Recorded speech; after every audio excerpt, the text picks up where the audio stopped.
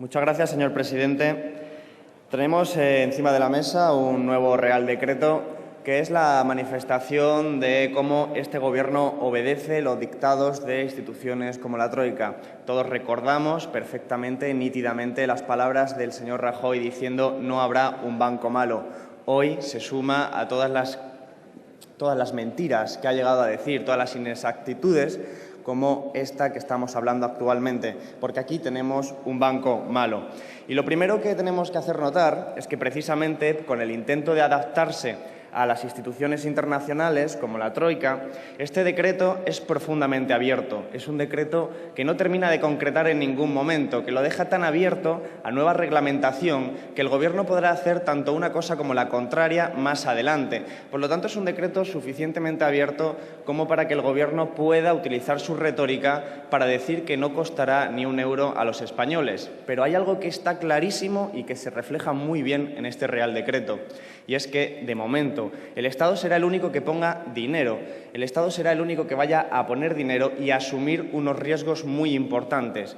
Este Gobierno habla de ganancias futuras, ganancias esperadas, es decir, el Gobierno va a utilizar el dinero del rescate para crear y constituir este banco malo y espera, con una fe digna de devoción, espera que en el futuro se puedan tener ganancias. Este tipo de fe que está moviendo prácticamente todas las leyes de este Gobierno, pues no podemos debatirla, porque es fe, y como hemos dicho en otras ocasiones, de fe no podemos debatir. De lo que sí podemos hablar es de las probabilidades de que se cumpla o no se cumplan esos objetivos, y la verdad, no parece nada probable. De hecho, señor ministro, este tipo de argumentación tiene mucho que ver con otra que ya ha hecho también usted, señor ministro, con respecto al FROB. De hecho, en este nuevo Real Decreto cualquiera puede observar que se modifica el FROB y además se le obliga a convertir en acciones aquellos bonos convertibles. Esto es algo que ya sucedió con Bankia y esto es algo que revela que la argumentación que suele utilizar el Gobierno tarde o temprano se demuestra que es falsa, porque recuerden ustedes, señorías, que este Gobierno advirtió de que el FROB no iba a costar dinero a los españoles y su argumentación era precisamente que eran bonos convertibles que rendían un tipo de interés y que, por lo tanto, además tenían poco riesgo. Pero hoy, con el tiempo, sabemos que esos bonos convertibles se convierten en acciones, no rinden ese tipo de interés que nos vendía el Gobierno como el elemento fundamental de su política, un 7, un 8%, desaparece ese tipo de interés y el Estado asume nuevos riesgos. Por lo tanto, la argumentación original de este Gobierno, que suele ser que no va a costar dinero a los contribuyentes, al final, al cabo de un tiempo, se demuestra que es falso. Eso es probablemente lo que pasará con este nuevo banco malo. Un banco malo que reconstituye el FROB, lo cambia y, sin embargo, deja prácticamente ajeno al control parlamentario. Simplemente se limita a hacer un informe general y anual y, además, exento o con la posibilidad, mejor dicho, con la posibilidad de mantener secreto a las preguntas de los diputados. Es decir, aleja el FROB del control parlamentario, dándonos la razón otra vez más en lo que ayer explicábamos del funcionamiento de esta Cámara. Y es algo que, evidentemente, intentaremos enmendar cuando esto se tramite como proyecto de ley, que es una de las cuestiones que nosotros plantearemos. Es importante entender, entonces, que si el dinero del Estado se va a dedicar a generar este banco malo, tenemos que entender también que la argumentación del Gobierno es que habrá una parte de control privado, de aproximadamente el 50%.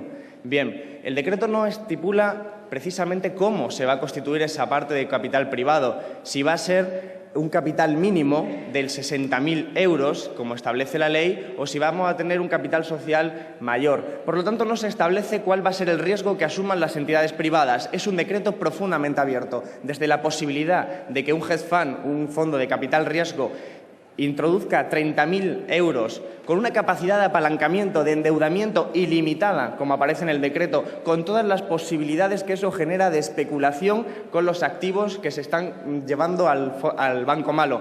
Es decir, se abre la posibilidad de que incluso ese capital privado pueda hacer negocio apenas con una miserable cantidad de dinero.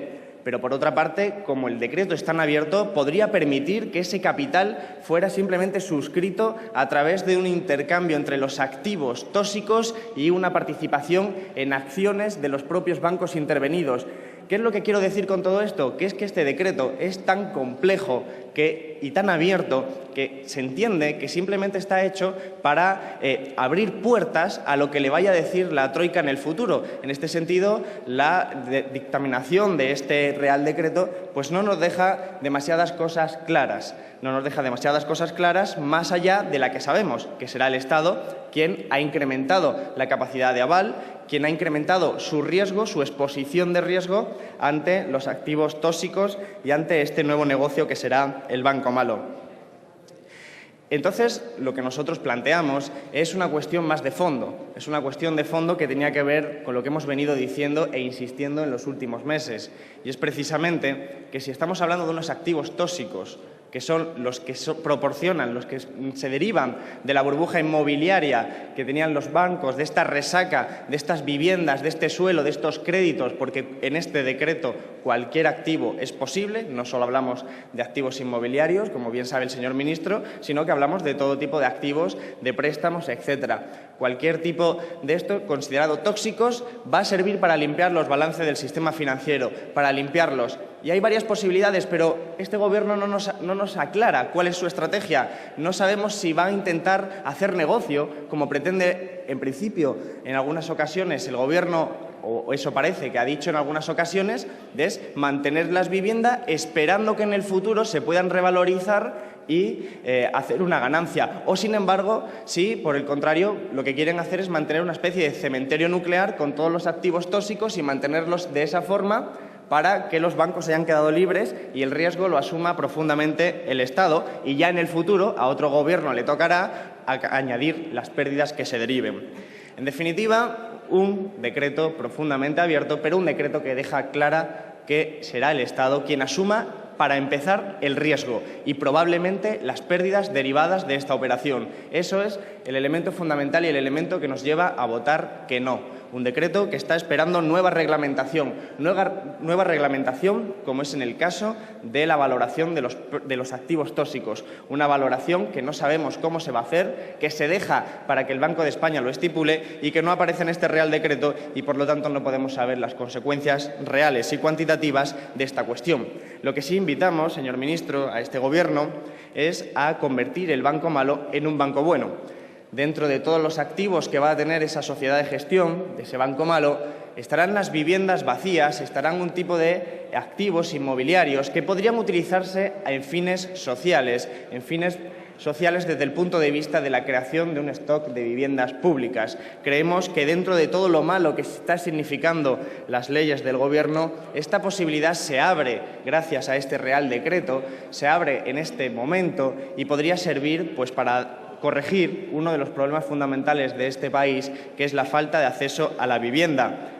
Lo que entendemos es que hay que seguir controlando y fiscalizando lo que va a ser este sistema de banco malo, porque insistimos porque hay que hacerlo, que no está nada claro y sí que contamos con las probabilidades de que sea un fracaso desde el punto de vista de que el Estado no pague nada en absoluto. Al contrario, creemos que va a pagar mucho y queremos fiscalizar esa situación para poder ir cuantificando cuáles son las pérdidas, cuáles son el agujero al que se van a ir todos los activos tóxicos y que vamos a pagar nosotros los contribuyentes.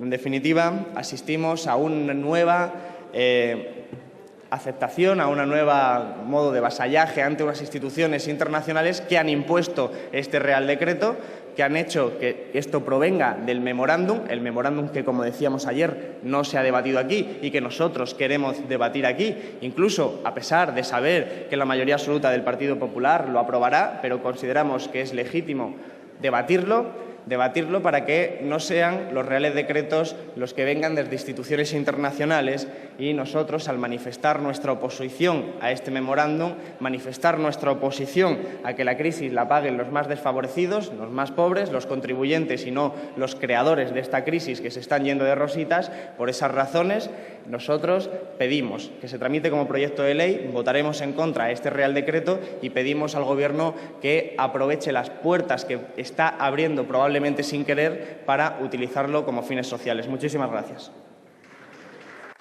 Muchas gracias, señor Garzón. Por el grupo